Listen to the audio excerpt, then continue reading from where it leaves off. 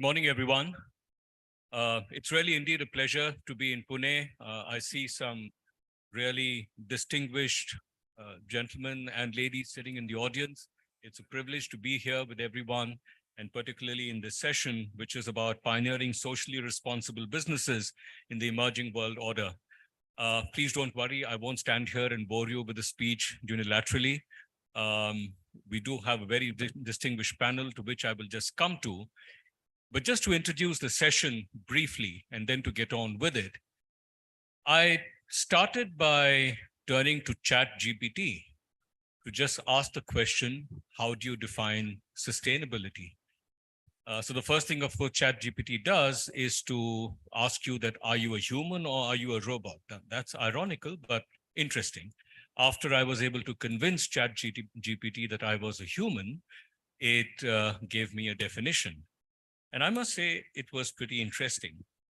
It says, sustainability is the ability to meet the needs of the present without compromising the ability of future generations to meet their own needs. It is based on the principles of social, economic, and environmental balance. At the outset, I must say I was very impressed on looking at this definition as given by ChatGPT. The reason why I'm highlighting this is to connect it with the session that we have and to talk about businesses in this context of sustainability. I would argue that gone are the days when business could, in a sense, be disconnected with what's happening in society.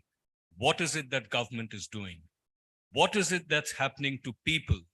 What is it that is happening to all the customers that it impacts and all the people around the facilities, etc., that businesses have, it impacts? And if the only objective of the business was to cater to shareholder interest, I think by now we all well recognize that the purpose of business, the cause of business, the interest of business have to be well beyond that. The question is, how much well beyond that? And of course, we'll be discussing all of that with the audience, with the panelists that we have. The other point that I would like to kind of leave on the table, and I did ask this question as well as to ChatGPT, that is this model of perpetual economic growth or perpetual growth, how do you justify that or juxtaposition that with the definition of sustainability? And I do understand it's not a very easy question to answer, but that is indeed something that businesses will have to look at in the run-up to being sustainable organizations, but at the same time, fulfilling this need for almost constant and perpetual economic growth. Now, we can look at this and either be morose around all that is not going around in our country, in the world, and so on, or we can look at some of the green shoots that are indeed taking place, that are in the good work that is indeed happening, and how do we build upon it further. When we had the pre-discussion of the panel before, we felt that it was very important to emphasize all the good work and all the initiatives that are already happening, and how do we take that further. Let's just take India, because I do firmly believe that India is indeed taking the lead in how do you build a sustainable business and a sustainable economy. Take, for example, renewable energy. The share of renewable energy just about a decade ago, and mind you, India being an extremely coal-heavy dependent country, a share of generation in terms of installed capacity of renewable energy about a decade ago was just about 12%. Today, it is over 30% today. This will cross maybe about 40 or 50% in less than a decade. In energy terms, green energy did not contribute for more than 9% about a decade ago. Today, it is almost 15%. Friends, for a country like India, which is so sensitive to pricing and things like that, to achieve these milestones is no mean achievement. Let's take a look at electric vehicles. I can speak about it from the context of, let's say, the Tata Group. We thought that by maybe around 2030, the share of electric vehicles versus ICE vehicles, that transition would happen somewhere around 2030. But you know what? As of today, we believe that date would be advanced maybe by 2 or even 3 years. That is how rapidly the country, the customers, government policy, manufacturers, and so on are embracing this entire change. The last point I'd make in this context is that corporates are coming out and becoming bold and making firm commitments as to when are they going to achieve the net zero target, even in very difficult to abate sectors like steel and power and automotive and buildings and so on and so forth. Again, I'm not wanting to make a plug for the Tata Group, but just to make the point that a group that has steel and power and automobiles and construction, which is one of the most difficult areas to abate, has said that by 2045, we will be net zero. It's a line that has been drawn in the sand. 2045 is not like 100 years out there.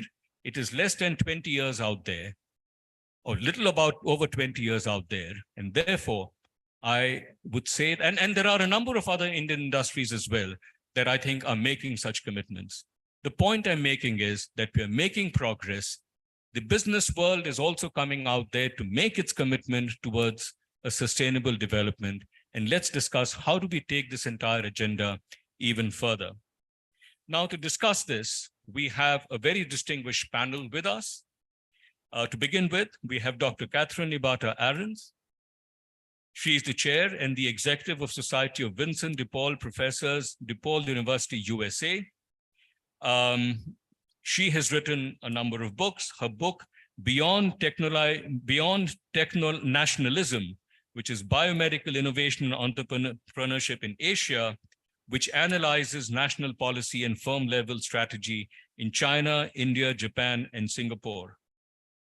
She has also written her previous book, which was Innovation and Entrepreneurship in Japan, Politics, Organizations, and High Technology Firms. This was a previous book that she has written. She's received her BA in International Relations from the Loyola University, Chicago, and a PhD in Political Economy from the Northwestern University.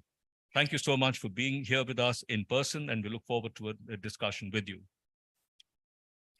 We also have with us Mr. Gopalan, an IAS and director of TVS Motor Company. He's been the former Secretary of Economic Affairs in the Ministry of Finance, Government of India.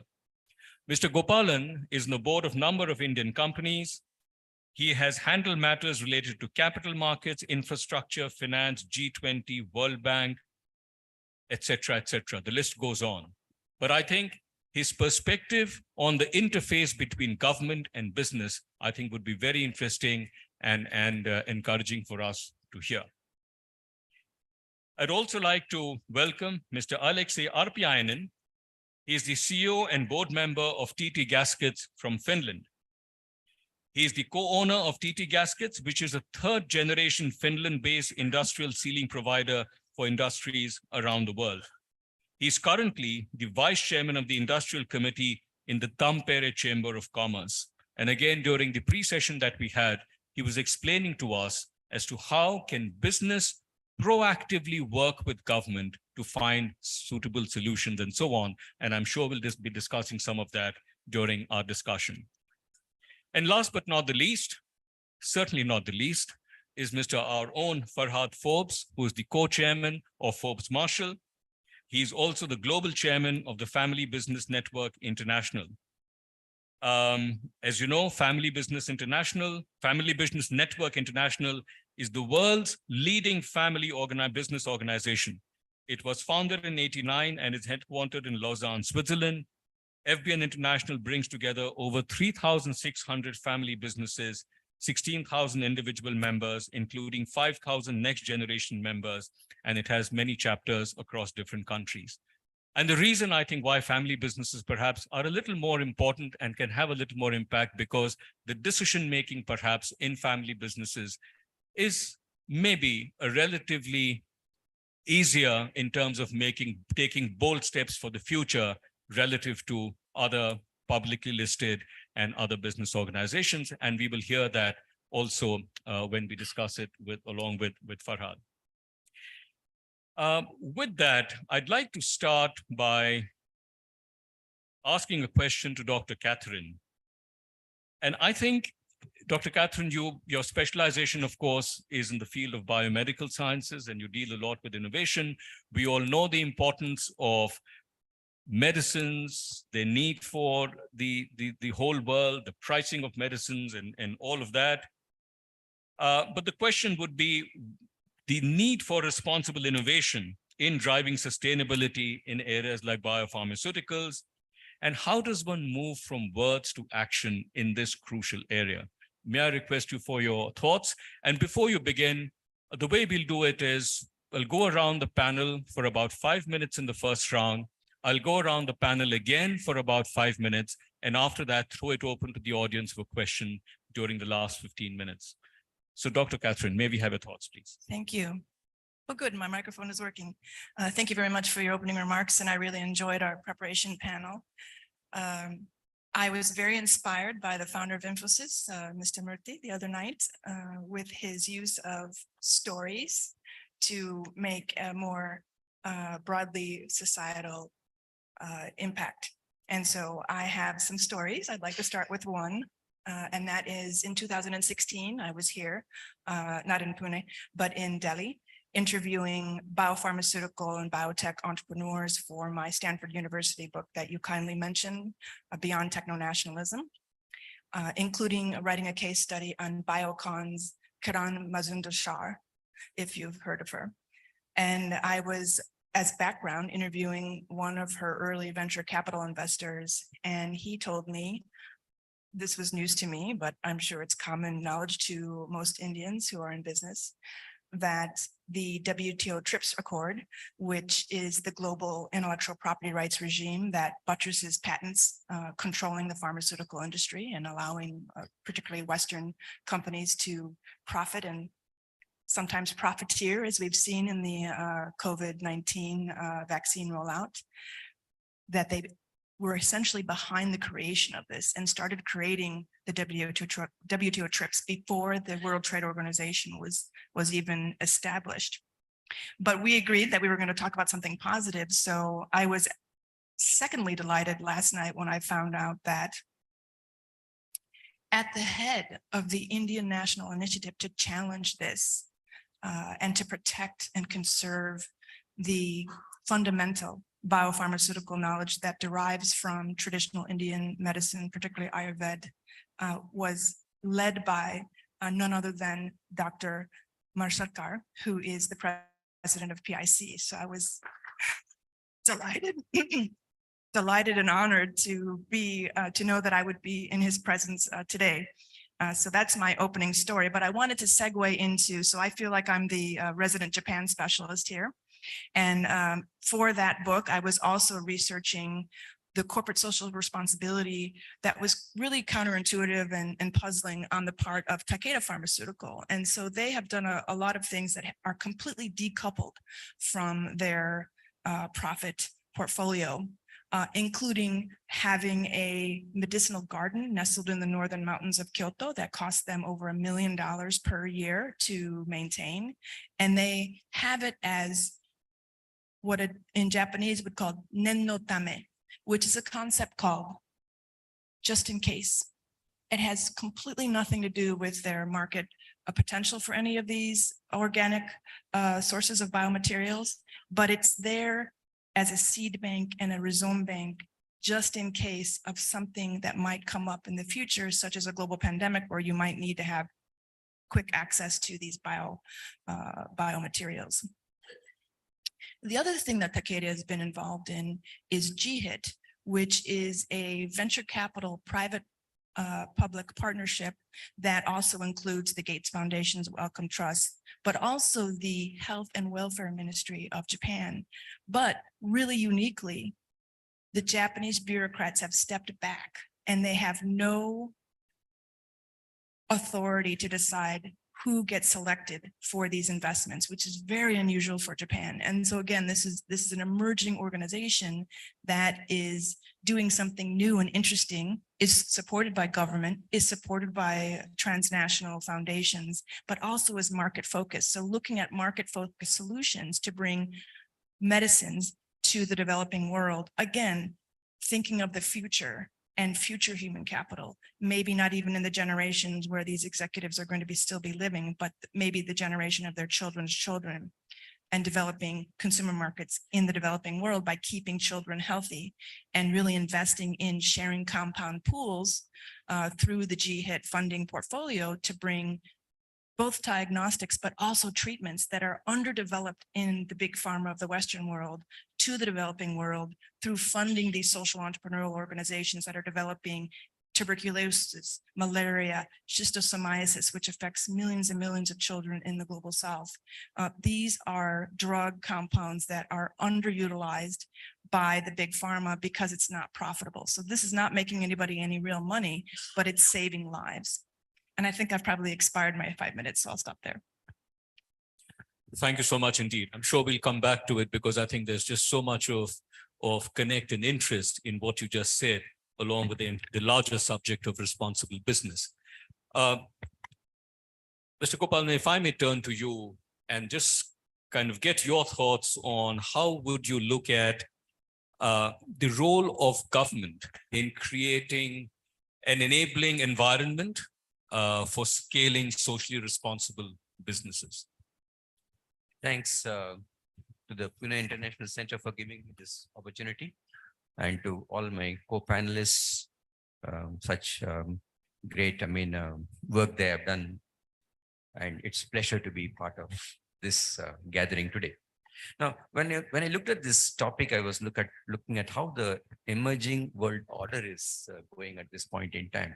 What are the facets that would really impact our ability to get into socially responsible manner, various issues, attend to them? ESG is just one thing which you mentioned.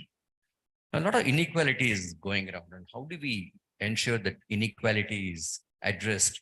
If you are socially very conscious, how is it going to be addressed as we go along in our programs? Of course, there are other loss of sovereignty, the getting into more inward looking kind of a scenario which we get into, and trade nearshoring and those kind of. But the most important issues, as I mentioned, are the ESG as on today, as well as the inequality issue. How are you going to address them if you are going to be socially conscious? Now, you mentioned, Mr. Agarwal, about the stakeholders.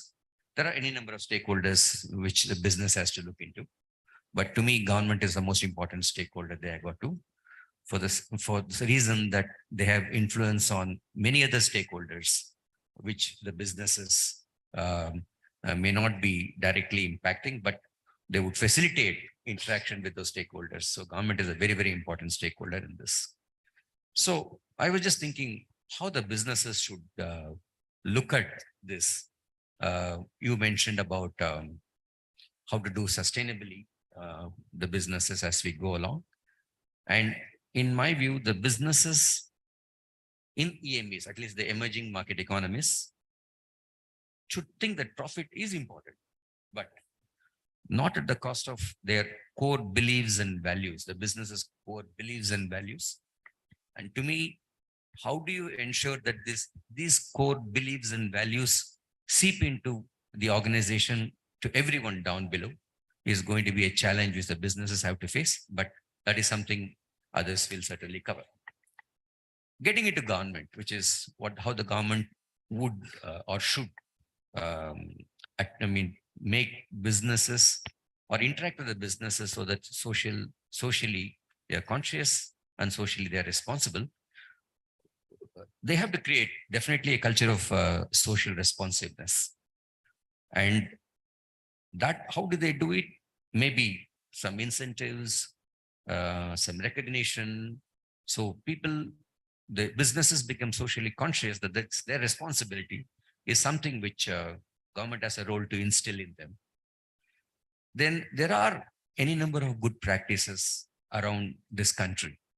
I come from TVS, and we have got the Srinivasan Trust, which started 30 years ago. But when the word CSR was just coming up, we had taken up the work of CSR in a very meaningful way.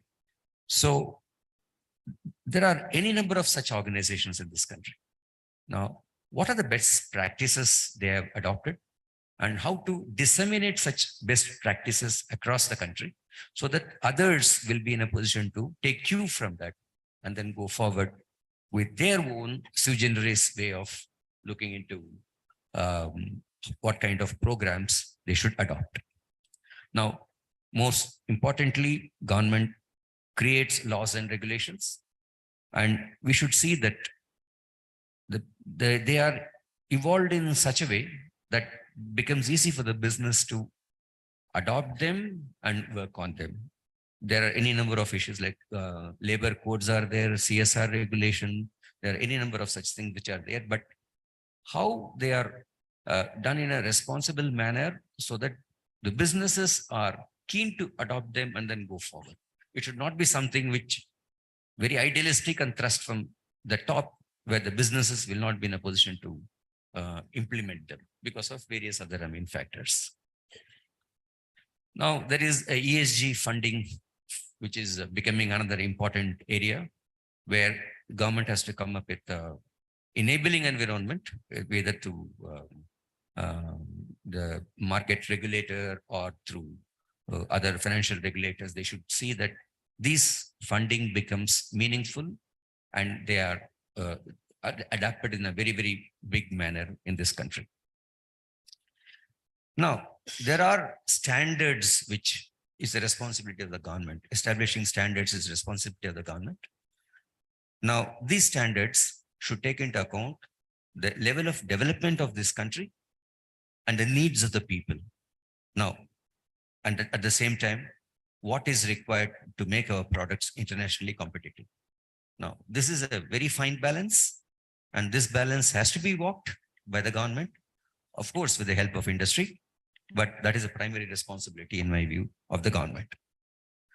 Now, lastly, there are a few other things, but one of the things which I am very fond of is looking at how the government facilitates the NGOs to perform their functions very, very effectively. Let me give you one or two facets what we came across. So which will, there are any number of such instances everywhere, but see, we are great believer in afforestation. Okay.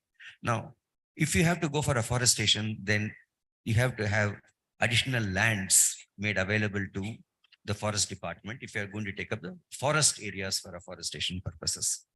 Now, there I need the government in a big way to find out the alternate lands so that these alternate lands can be made available to the department for afforestation purposes. Now, second, these forests have to be looked after. So how do you do that? One good way of doing that is ensure that the local community are able to enjoy the usufructs of those, forests.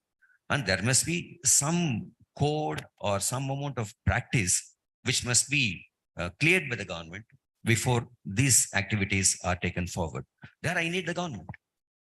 Second, we do a lot of water bodies rejuvenation and then the field channels which carry water for irrigation purposes. They are all blocked, occupied illegally. Now, without the government's help, I will not be in a position to remove them and then make these water bodies good enough for water to flow through. Okay, and these are some of the, I can go on adding things endlessly, but I need the government to really ensure that NGOs are able to do their activities in a big way. I stop with this. The question time or in the second round, I'll be in a position to cover a few other issues as well. Thank you so much. I think you made a very interesting point. And as you might have seen, we decided intentionally not to just focus on ESG, but what is, let's say, ESG plus. And one of the points I think, so that you made, which was about social inequalities, particularly in the context of a country like India, and the role that business can play to be addressing social inequalities. Just give it a thought, and I think we'll kind of come back to that question a little later. But Farhad, if I may turn to you, the point that I was making earlier, that do you think for family-owned businesses, is it easier, is it simpler to drive an agenda which is beyond just profits, which talks about social change? because, and what I'm alluding to is that for a publicly listed company, the pressure on quarterly numbers, et cetera, it just gets to be at times unbearable. So your thoughts on the role of family businesses driving social change, generally, maybe across the world, and particularly in the context of India? Thank you. Is this working? Yeah. Yes, thank you. Thank you, Banmali. With regard to talking about family business, I'd just like to mention a few things which make family businesses somewhat unique, and why, to address your point specifically, why family businesses can, in fact, address precisely these issues, perhaps with a slightly different lens. As you rightly say, family businesses are known for taking a long-term approach where one thinks in generations rather than quarters. Family businesses generally have a sense of purpose, a purpose which is sort of driven by legacy and the identity of the family with the business and the community in which it operates as well. So it's not just the business, but also, you know, the legacy which actually translates to how they interact with the community. Many family businesses have been involved with CSR well before the word CSR was coined, including, you know, the Tata Group. Mr. Gopalan, you mentioned about the TVS Group, and there are similar examples in India and all over the world. Third, a sense of values generally, where family values more often influence company values. And because the family is associated with a firm on a long-term basis, those company values tend to prevail. So if you have the right values in place, it's possible for this to be sustainable in the longer run. And finally, that desire to preserve the legacy that goes beyond just business and the pursuit of profit. So it's this holistic view which family businesses can have, and where we do not have the pressures of the short-term objectives. But coming back to this thing of short-term objectives, whether you're a family firm or a non-family firm, we have to think about the whole ecosystem today. You cannot just think about what happens in your own company.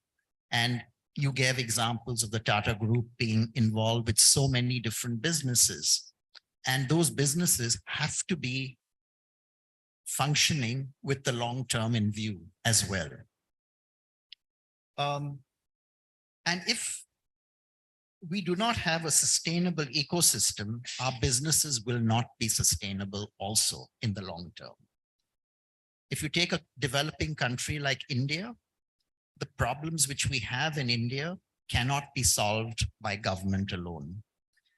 We, as a vital element in the whole economy, in the ecosystem, have to be responsible. We have to take a position on some of these issues which go beyond just corporate performance, our own performance in our companies. And so, given that in family business, you tend to have the view that you want to pass on the business to your next generation, and I think Alexi can speak about this as well. By the way, Alexi is also a board member on the International FBN board. And in fact, I've had the privilege to work with him on the board for a few years now. And I think you can speak to this as well, not just from, you know, an Indian context, but a global context.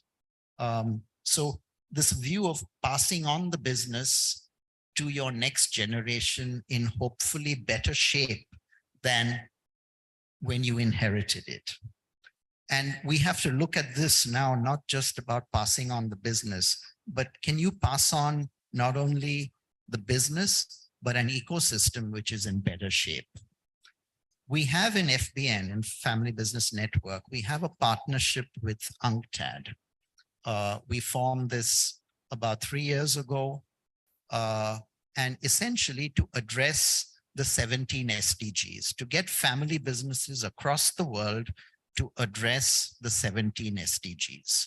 Now, these SDGs, if you look at them, many of them are in contradiction to one another.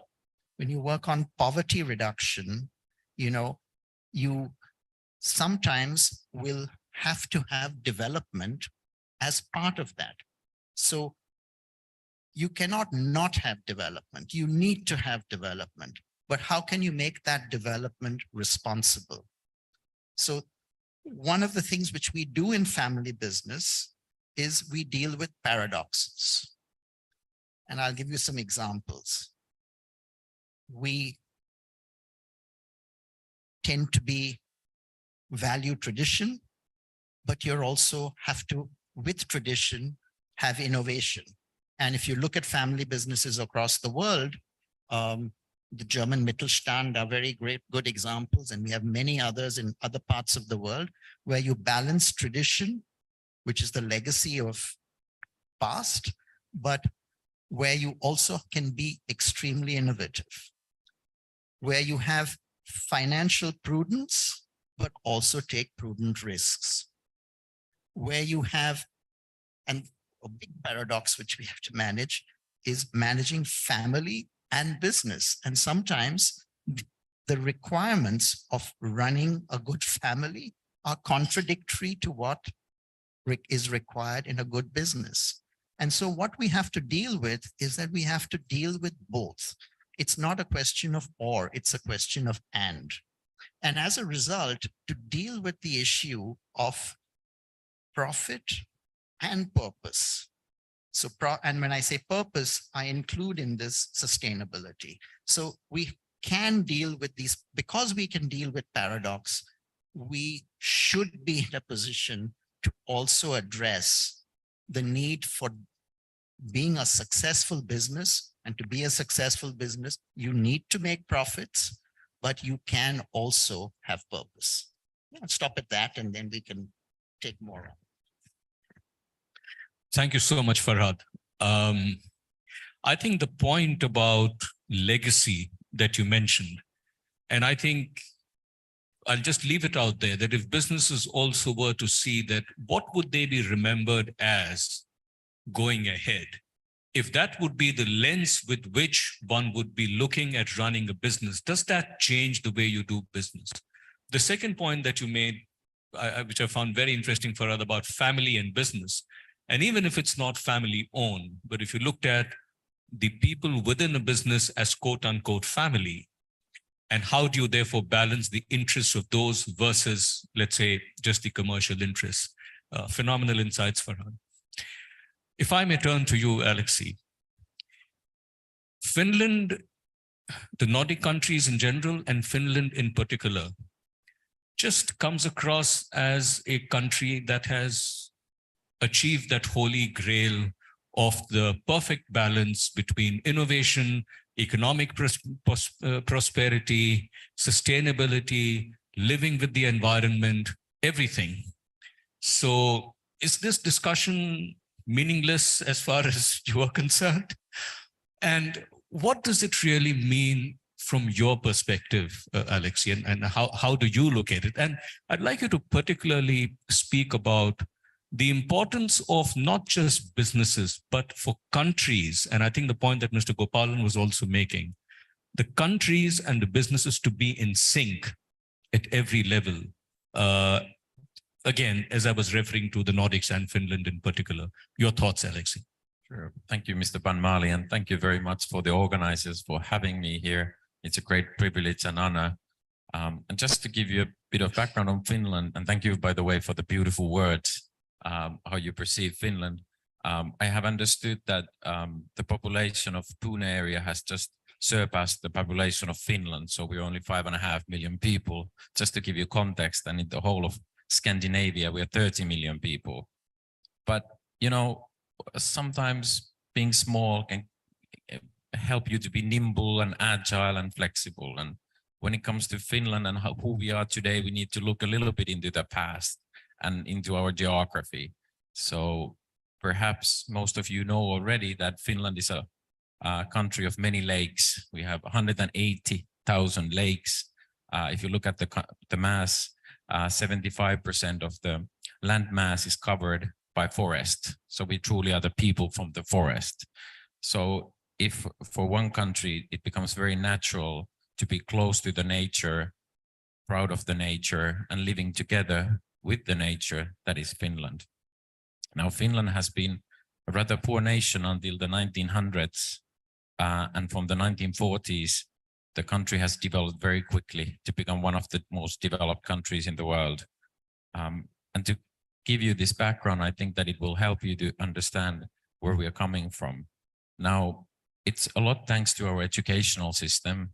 We have thought that the only way to find new heights for the country, to find new well-being for the country, has been to educate our people and give equal opportunities for everybody, with the idea that anybody could be the president of Finland. And just to show you how non-hierarchical we are in Finland, we have this saying that the president is just 2 phone calls away from anybody. So that comes to show what kind of nation we are. Now, there are some particular other things that have shaped us. And I think that why we can be quite close to sustainability, or not even having to think about so much sustainability, is that as it's part of our DNA, it comes from who we are. If you look at Finnish people, what's happening in July, by the way, we have a really short summer. It's only 3 months, June, July, and August. I understand that here it's a bit longer, and I'm very happy for you about that. But what happens, the whole country shuts down for July. Everybody goes to their summer cottages. We have 500,000 summer cottages. People need to go back to the nature. They need to be on the lakesides, breathing fresh air and charge their batteries. So it's omnipresent, the nature in Finland. What has really shaped an innovation and maybe thriving collaboration between businesses and the government has also been that we have been blessed with the Nokia story. That really helped us to believe that we can be larger than our size. With the troubles we had with Nokia finding its way into the future, we had a lot of learnings, how to run international operations, how to believe in ourselves, and how to combine technology and manufacturing. Finland has been always very strong with manufacturing, and thanks to the educational investments, we have a lot of engineers like you do in India as well. We are people who are very fond of figuring out how things are working and putting in place new solutions. So with that being said, I did an ethos exercise with the family business chapter in Finland 5 years ago. And I asked, we have 500 families, by the way, it's a very thriving and active organization, exactly what Farhad was discussing about on a global level. And I asked that, what is it that we would really like to do? What is the thing that combining all of us?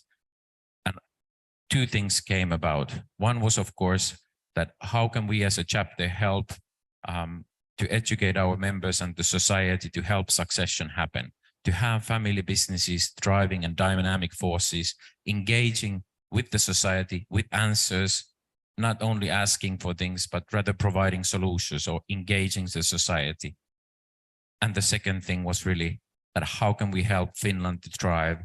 How can we help everybody to have more well-being in this nation? I believe that the FBN International is doing this on a global level.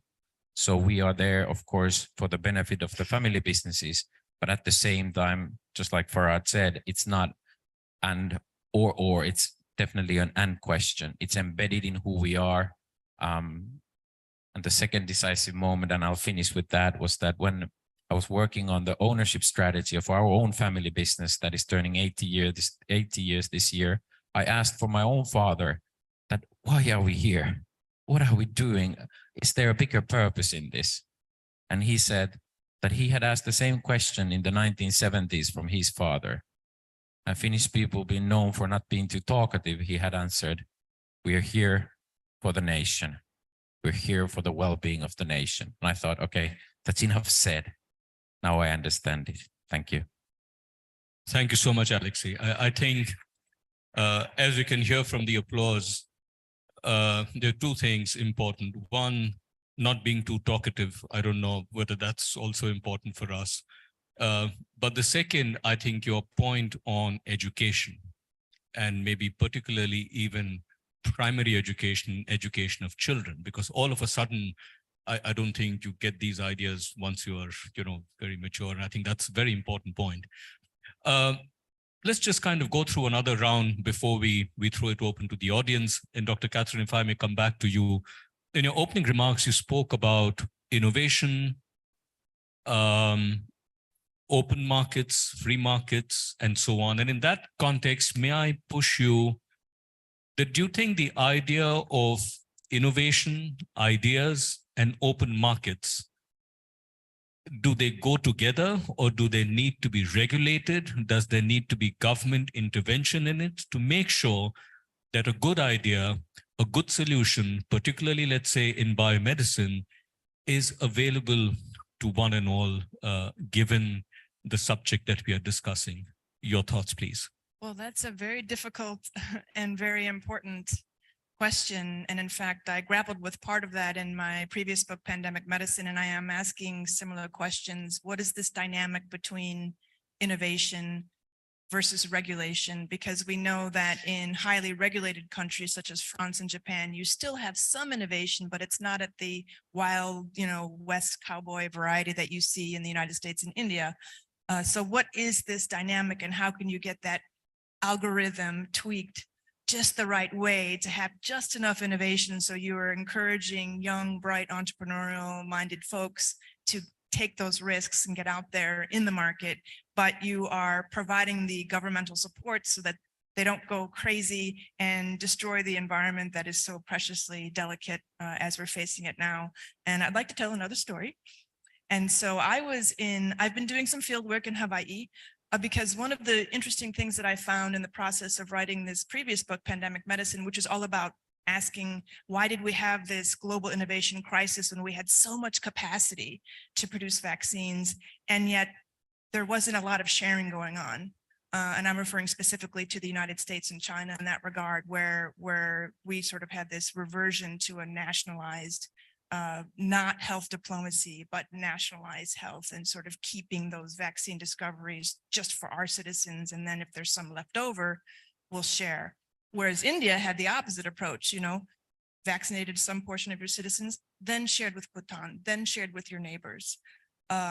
So I was in Hawaii. I was in a meeting with the former governor, Ige. And this was in the height of the global pandemic in 2020, 2021. Because we were compelled to teach online, I and my husband decided, the heck with Chicago, which also has a very brief summer. Dead of winter, I decided, let's pull up, shop and go live in Hawaii, and I can just teach remotely from there. And so I started doing some research for this new project, which is about innovation and regulation, talking to the governor, and this was right in the middle of the shutdown of the global supply chain. And do you know how many days food supply the entire archipelago of Hawaii has? It's the most remote populated series of islands in the entire world, 2,500 miles from anywhere else. How long? 5 days. So if those ships don't arrive, the citizens starve within a few weeks. And so Hawaii had this epiphany that they absolutely need food sovereignty.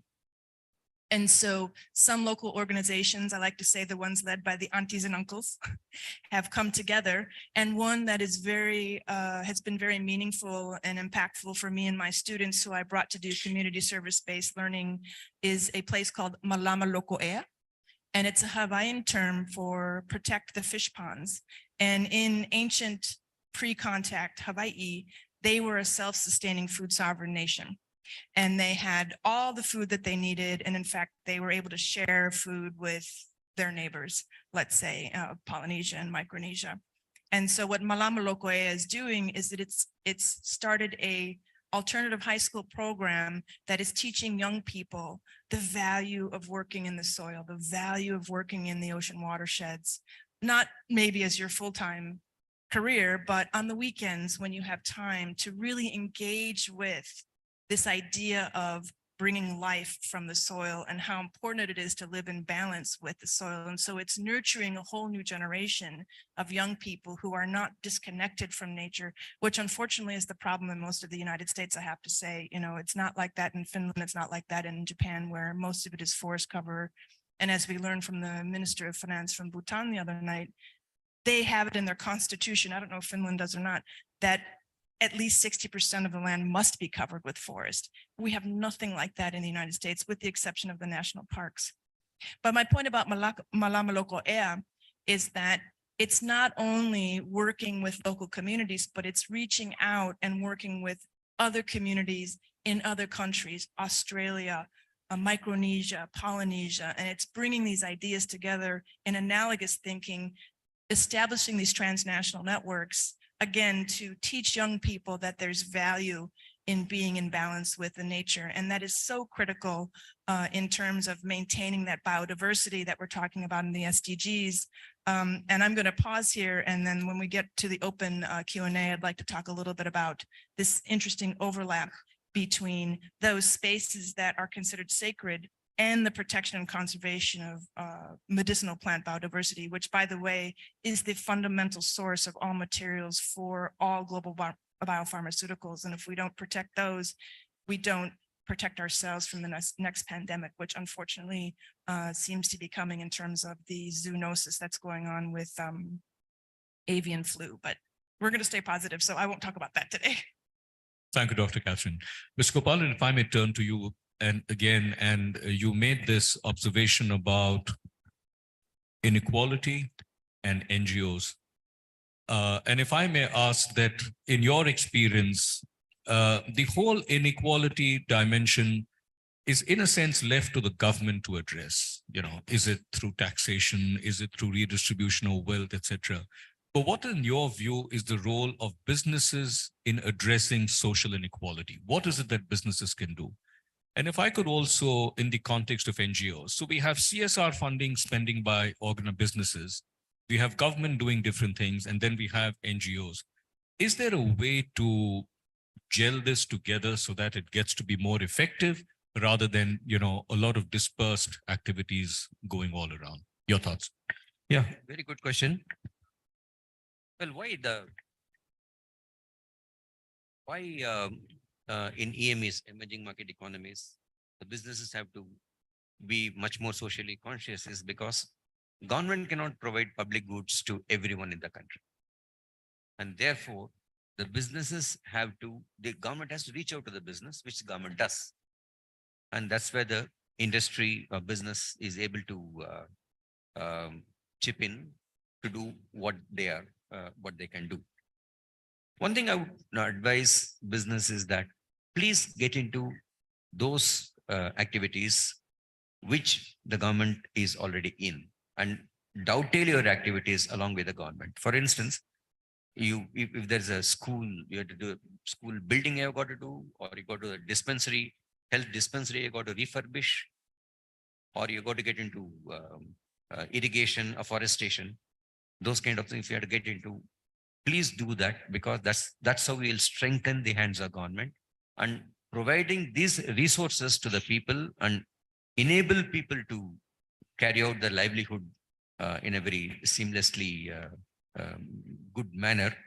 You will be enabling those people to really come up in life and reduce the level of inequality.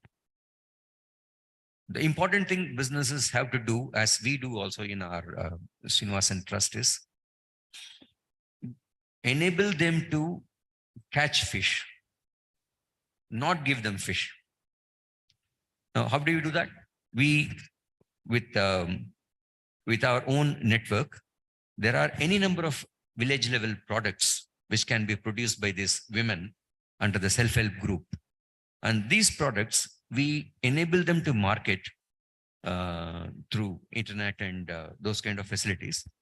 And from nowhere, we are now having close to about 2.5 crores this year of turnover of marketing these kind of village level products. So we are enabling them to, catch fish. So this is another thing which you should do to ensure that inequality is in a position to get, reduced. The next thing which you should do is that, if we always go and then say, we do this and get out. No, when you are there, you should look into whatever you are doing a program on, do it holistically, and also ensure that you are able to do maintenance of them over a period of time, so that those projects really are able to get on their own before you move on to some other project. So curtail your enthusiasm to get into place A, B, C, D, E. Go to place A or place B. Ensure that you establish the sustainability of the programs which you are implementing there, and then move on to other places. That's advice. That's what I learned from what we are doing. That is very, very effective as far as in this country. So then how do we do that? First of all, you should earn the trust of the people. So there I found that the people look at you not with suspicion if you are able to dovetail your programs with the government programs and take the people into confidence and tell them what you really want and make them debate and come back to you, or sit with them in the debate and then make them get to know from them what is that they require. And you're able to work your programs on those, expectations, then you succeed. And you succeed in a very, very, big way. So there, as he also mentioned, that TVS is, in some sense, is a family-owned kind of a business. There we find that the values of the family really gets into, and the reputation also precedes you before you go to the village. TVS used to be one where say you take care of the workers and they'll take care of your business. That's the kind of thing they have been following for quite this thing. So you take care of the people in a way that they are able to carry on their daily activities without any hindrance, and people will certainly enable your projects to succeed as we go along in the villages. That's something we have found out very clearly through our experience. So you have got to be oriented, motivated, and you should align yourself to what is happening on ground, what other programs are, and enable people to catch fish, not throw fish at them. I think very interesting. And I think as you said, I think if organizations even just focused on their own employees and so on and kind of carried the agenda forward, it will go a long way. Farhad, if I may turn to you, and I think Dr. Catherine also made this point about maybe global alliances and working together internationally. And in your thoughts, when you're meeting people across the world, is there a case to exchange ideas with other organizations elsewhere in the world in terms of what's happening there? Is there something that we could imbibe? Is there something that we could take across? Your thoughts on that, please. Sure. Yeah, we talk about this a lot. And I mentioned about this partnership which we have with in the United Nations with UNCTAD. And the whole idea here is that, if we have to make an impact and if we have to scale, you have to do things collectively. So one of the things that we're trying to see is that how do we frame the narrative to motivate family businesses? And I'm saying family businesses because talking about it from, a set of where you have to start somewhere, and yes, it can be a model later for others, but we start with our own network where we have our own members. How do we frame the narrative such that they can recognize the importance, but more than that, how can they take some concrete action? So when you look at the whole aspect of sustainability, that's a very broad term, how do families view sustainability to take some action on it, which is meaningful? And yes, the ESG narrative, which is now very prevalent all over the world, including in India. But again, how do you break that down to make it relevant? And one of the things that we started doing, and actually this came out of one of our sessions, which we had recently in January in Geneva. I think, Alexei, you were there at it, was where there were people in the room who said, well, you know, what is relevant in Sweden or Finland is different from what is relevant in a country like Bangladesh or in India. But at the same time, there are still things we can do which address ESGs, okay, everywhere. So looking at it from a family business perspective, you first start with governance, good governance. If you don't have good family governance and you don't have good business governance, you will not have a business which will be successful in the long term. So the business will not be sustainable. So start with that. Next, look at what you as a firm, no matter where you are, okay, whether you're in Sweden, in Finland, or in India, look at what we can do on issues which are social issues in each of our locations. And many of our businesses now are multinational. You may have a Swedish business which has factories in India and Bangladesh, etc. Look at what each of those locations where you have your presence, what is relevant for social issues in those communities. And those are all part of the UN SDGs, part of those 17 UN SDGs. And at the same time, think globally, beyond your community as well. And that's where it comes in when you're talking about climate, when you're talking about environment. What you do in your own factories, what you do in your own lifestyle affects that in some way. So what we're trying to do is to educate our members to also start thinking about sustainable ways of addressing environmental issues. So that becomes a practical, tangible way to take this forward. And what we try and do is we learn from one another.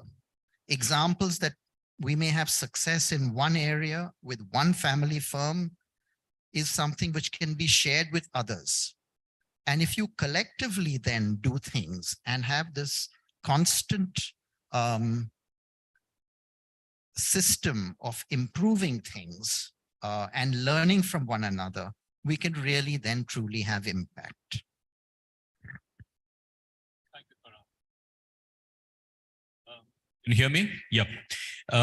I'm going to turn to you, Alexei, as the last question, and then kind of throw it open to the audience for any questions that you might have of the panelists. Alexei, again, I mean, the way you explained it, and as I said earlier, Finland, businesses in Finland, in a sense, a kind of benchmark. What's the next step? What do you see over the next 10 years or 15 years? Where would you be driving your business, which you are now taking over as the third generation and handing over to your next generation? What is it that you would like to be remembered as?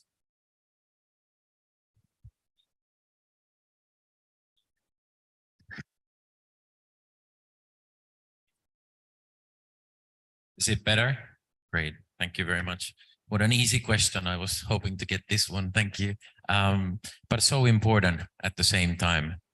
And I think that what it helps very much for us in the family business context, I know that in the room, some of you are family business people as well, is that we are constantly thinking about the next decade, just how Farhad started his speech.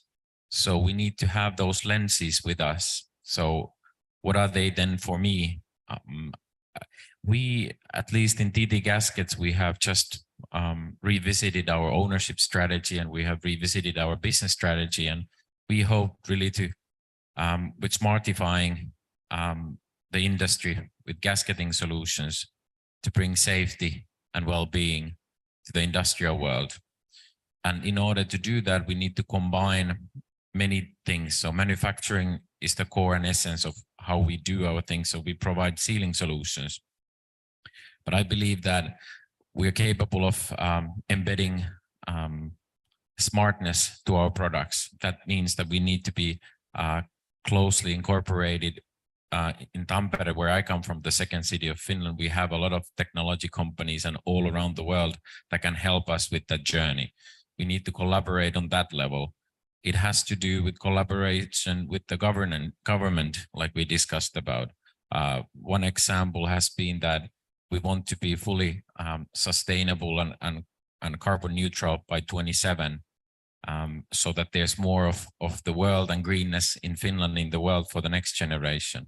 So we have engaged in a discussion regarding geothermal energy. So what if we could use the green areas of the city, and meaning the below the ground areas, to dig deep holes and bring heat and cooling our processes in our production centers, so that we could benefit something that is not in use, be good to the nature, and also create a policy for the regional government and maybe even for the national government to provide possibility for everybody, for housing companies, for other manufacturing companies and such, to benefit something that exists but is not used, and could also free some capacity from the energy grids of the regional energy company. So being proactive, being part of different ecosystems, being close to the local and national government, and what I have taken from the past generations in our family business, it has always been that you need to go out in the world, discuss with people. You can become more successful when you meet with people and you understand how different things are working in different industries, and you combine those and you make innovations in your very own industry. And I believe that we are somewhat of an advocacy association, or turning into one as family business network. And so I feel also for TT Gaskets that it's not a company that is supposed to be turning only profit, but it's something that our family can use to self-actualize or make the world better. It's just a means or a vehicle to do that. And I believe that as family businesses make up 50-60% of many countries, make up of all companies, we can have a huge impact. Now, if we tap into the ecosystems, just like Farhad said, I think that this is very empowering for the next generation in my family business, in Finland, and in the world as a whole. Thank you. Thank you so much indeed, Alexei. Ladies and gentlemen, I think you've heard a whole range of opinions covering innovation and IP. How can it be responsible? The whole family business dimension, how do you take it further? And all the dimensions across that, the role of government and the interface, and also a part of the world which is, in a sense, the leader and the benchmark, and how can we look up to it to see what is that we can learn. Floor is open for questions. Please keep your questions short. Do identify the panelist to whom is addressed, and we can take it up from there. I see a gentleman there with a white placard.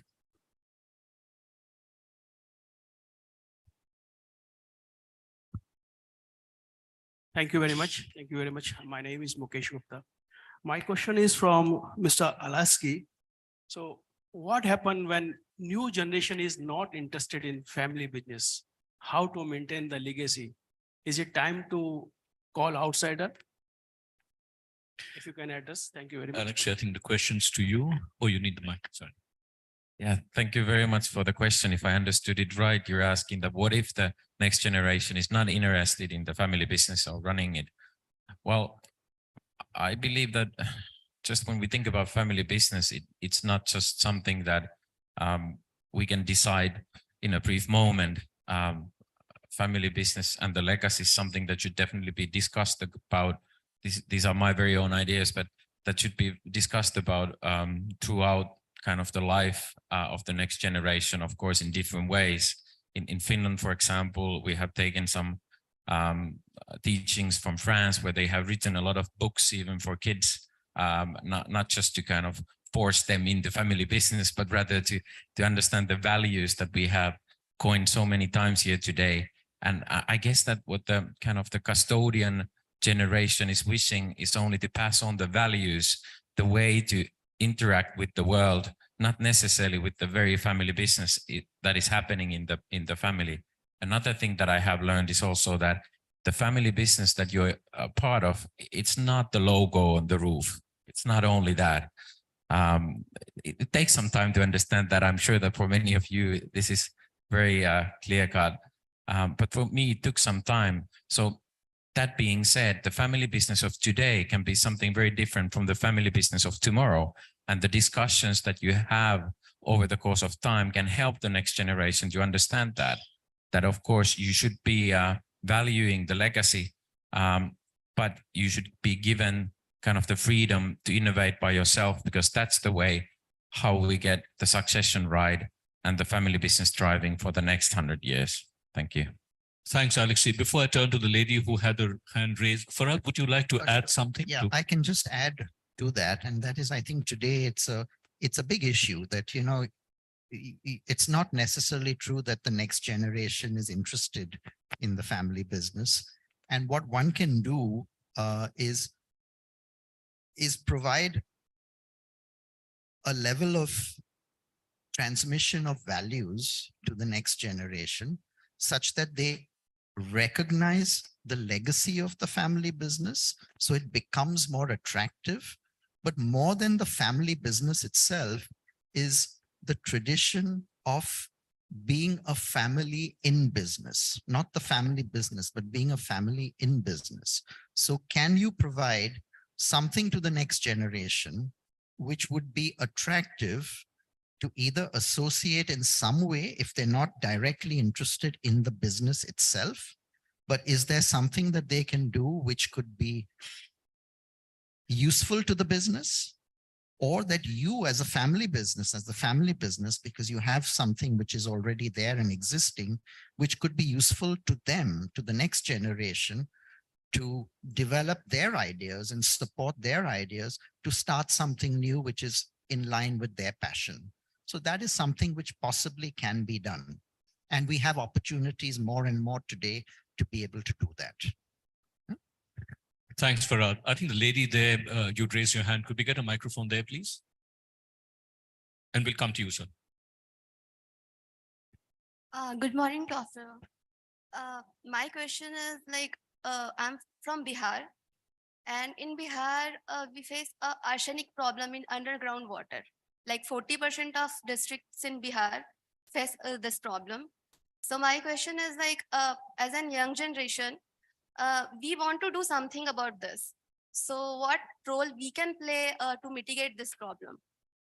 As Dr. Catherine will know that this leads to not just physical problem, but mental problem also.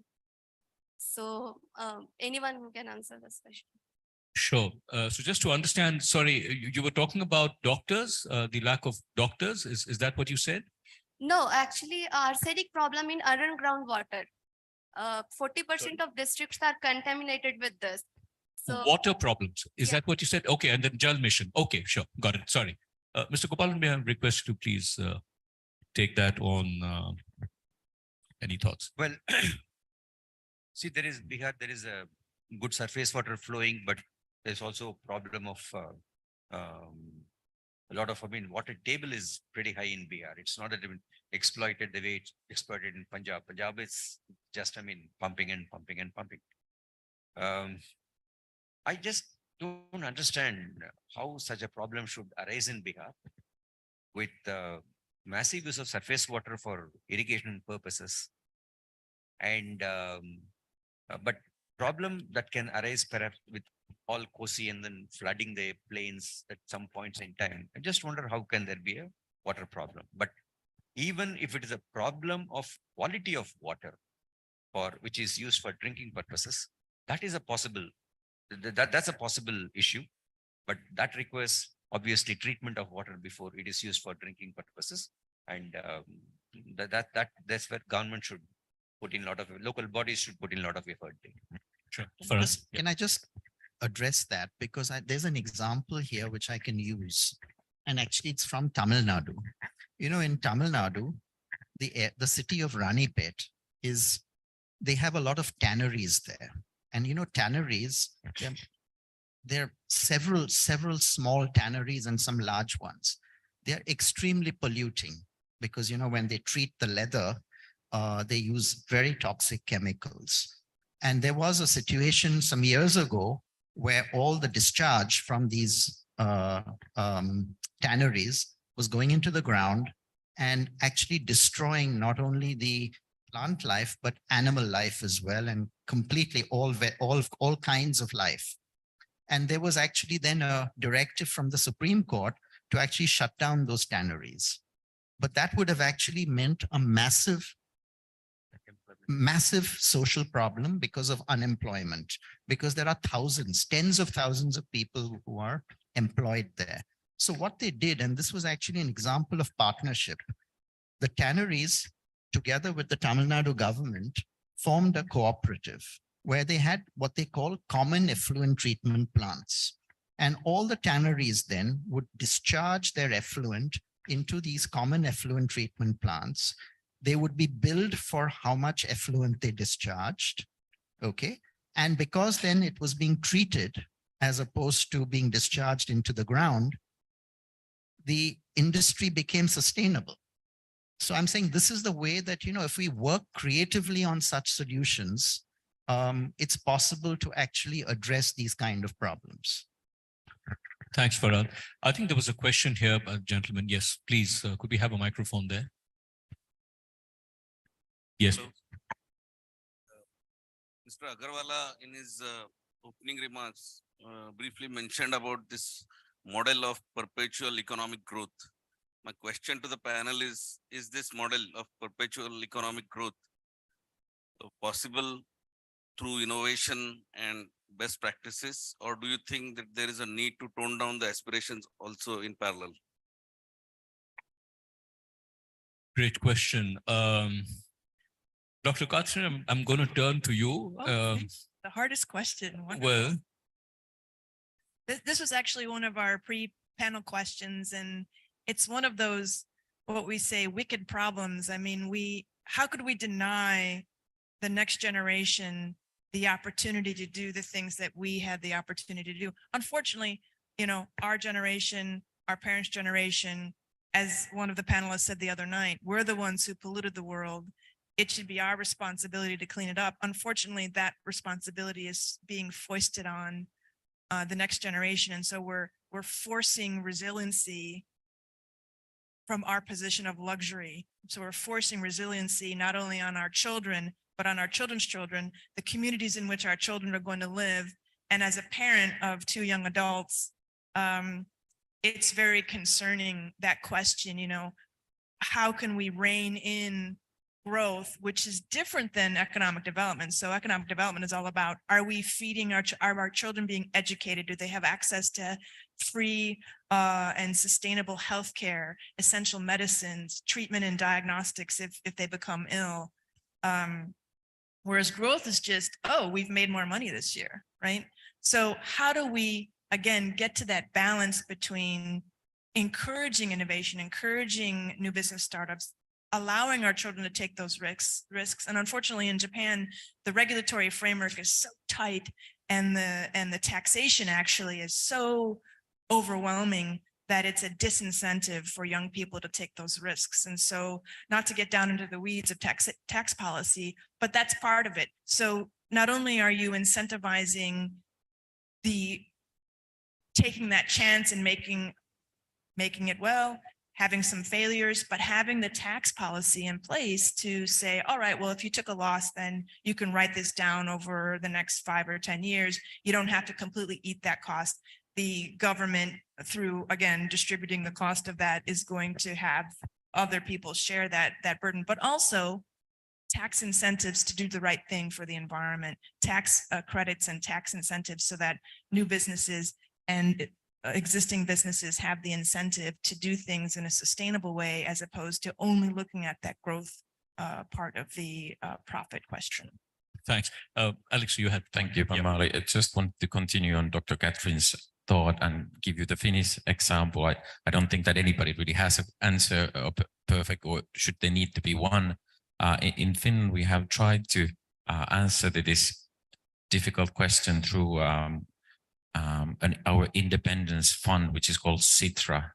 So it's a kind of public-private, more public technology innovation fund that where the government together with different industrial actors try to put together vision for the future and bring back from the future what kind of technologies we can turn into business while being sustainable.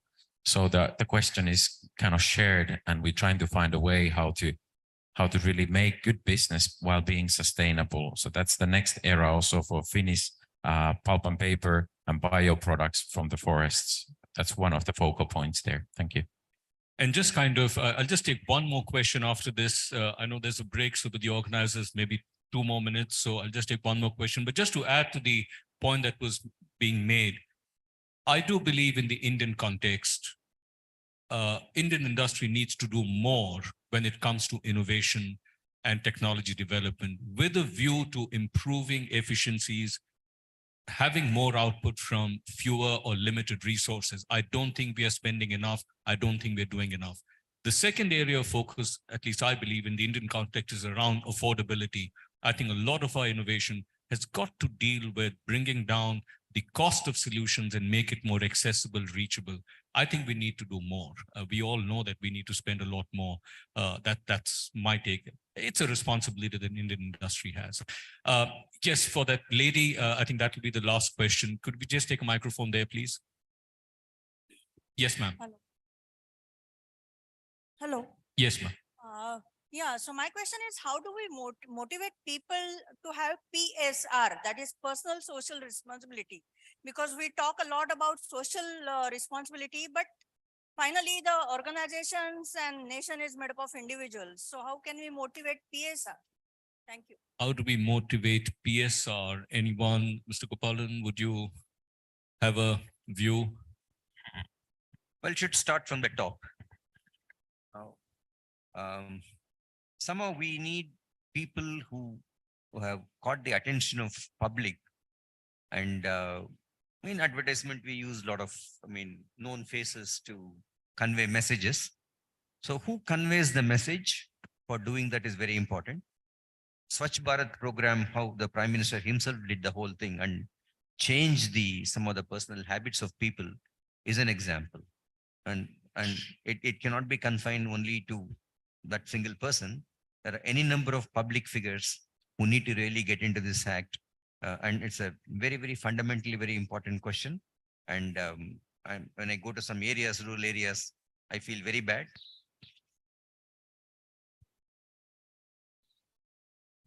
Have really not seeped into the psyche of people. That's a big job. Sure. So with that, I know there'll be more questions, but I think there's a tea break, so I'm sure you'll be able to interact with the panel members. I'd like to just thank everyone, Dr. Catherine, Farhat, Mr. Gopalan, Alexei, for your presence, for taking all the questions. And thank you everyone for being here. Thank you very much for your passionate ideas and views, all our speakers and the chair, and for speaking from their heart. May I now request PIC President, Dr. Mashelkar, and the conference convener, Ambassador Bambawale, to please present our honored guests with a token of appreciation on behalf of PIC.